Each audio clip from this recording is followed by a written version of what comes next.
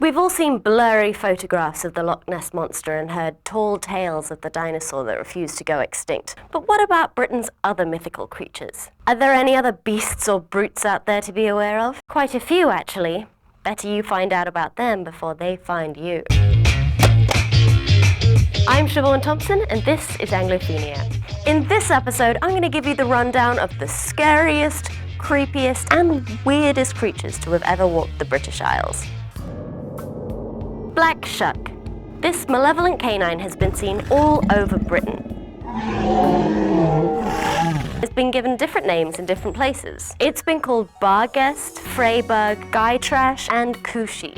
But in the southeast of England, it's called Black Shuck. It has fiery red eyes, and its appearance signifies a bad omen. Sometimes the bad omen is Black Shuck itself. In one account dating back to 1577, it burst into a church, killed a man and a boy, caused the steeple to collapse, and then left scorch marks on the door on the way out. So, if you ever come across Black Shuck, please don't try to pet it. Just call supernatural animal control and let the professionals handle it. J.K. Rowling used a lot of Black Shuck imagery when she was writing about the Grimm in Harry Potter and the Prisoner of Azkaban. Another creature that had a star turn in the Harry Potter books is the Grindylow.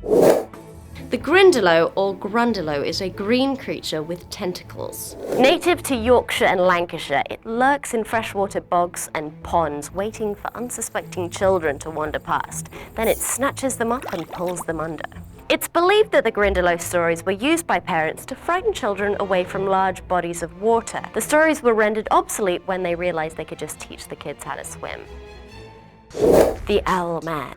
No, the Owlman is not a DC supervillain. This creature was first seen in Cornwall back in 1976, and then was spotted numerous times over the next 20 years. It's described as a giant owl-like man with glowing blood-red eyes. Some witnesses at first thought it was a person in costume playing a trick until it rose up and flew away.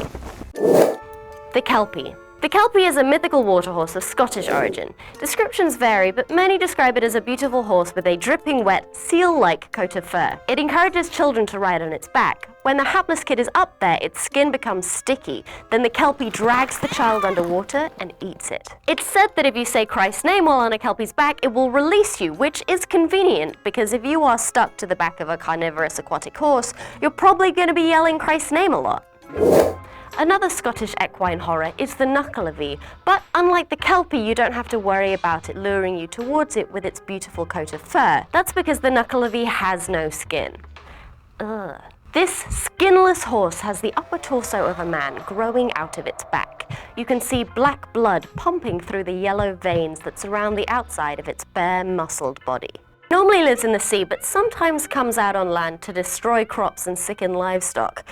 Because somebody's got to do it, right? The Dohbar-Chu. Living in the lakes of Ireland, the Dohbar-Chu is a 7-foot-long cross between an otter and a hound. Also known as the Irish crocodile, the Dohbar-Chu is a fast, aggressive man-eater.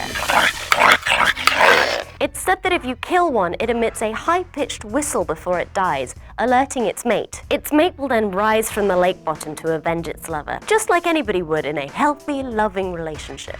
So consider yourself warned. If you're somewhere in the British Isles and you see anything like a demonic dog, horse, owl, or otter, steer clear. Basically, the lesson here is just live your life in abject terror. Thanks for watching, subscribe for more episodes, and let me know in the comments what you think the scariest mythological creature is.